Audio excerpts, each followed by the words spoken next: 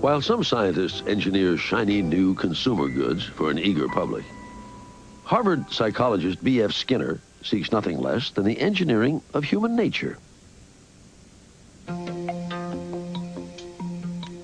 In experiments with subjects as simple as pigeons, Skinner declares that with the right social engineering, we can create a new breed of human being.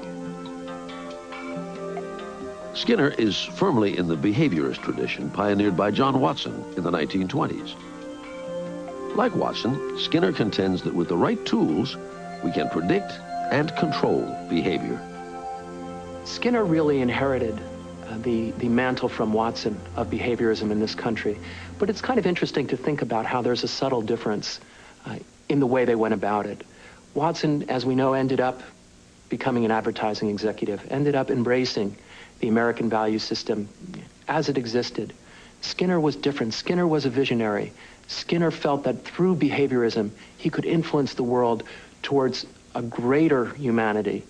Not meet humanity where it was, but take humanity to a new place through the principles of behaviorism. Picking up where Watson left off, Skinner wants to do the rigorous science to prove that environment is everything. Change the environment, he argues, and you can change the individual.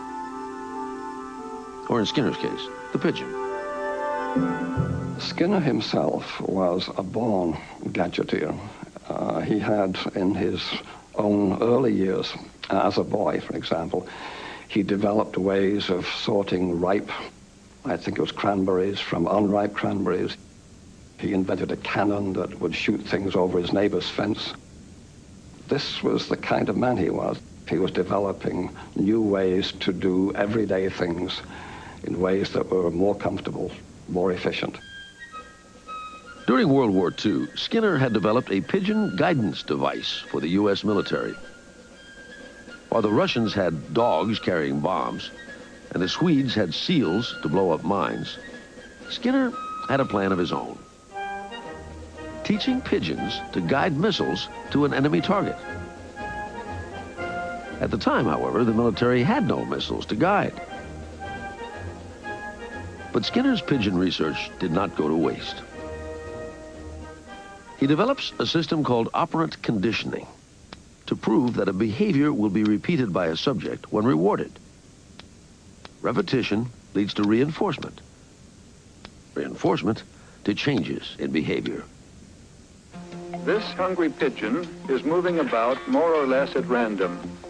Sometimes it turns its head to the left.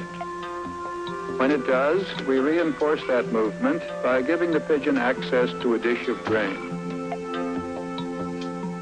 Skinner then waits for it to turn further. Again, more food. Ultimately, the pigeon will turn in a complete circle, having learned that only when he turns will he be rewarded.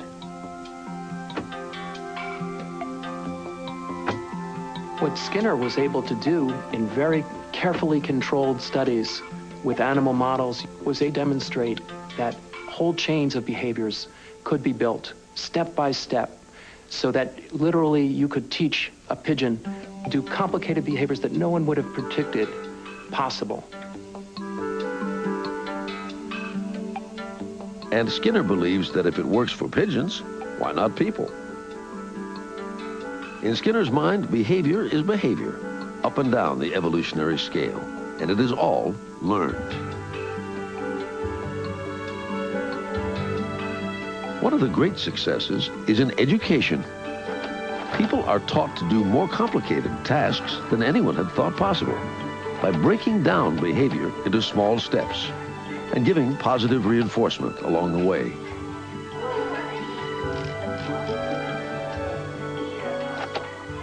The essence of Skinner's work was that we could manipulate the environment in ways that would permit us to produce any kind of behavior that we wished, and we could develop individuals in ways that made every possible future open to them.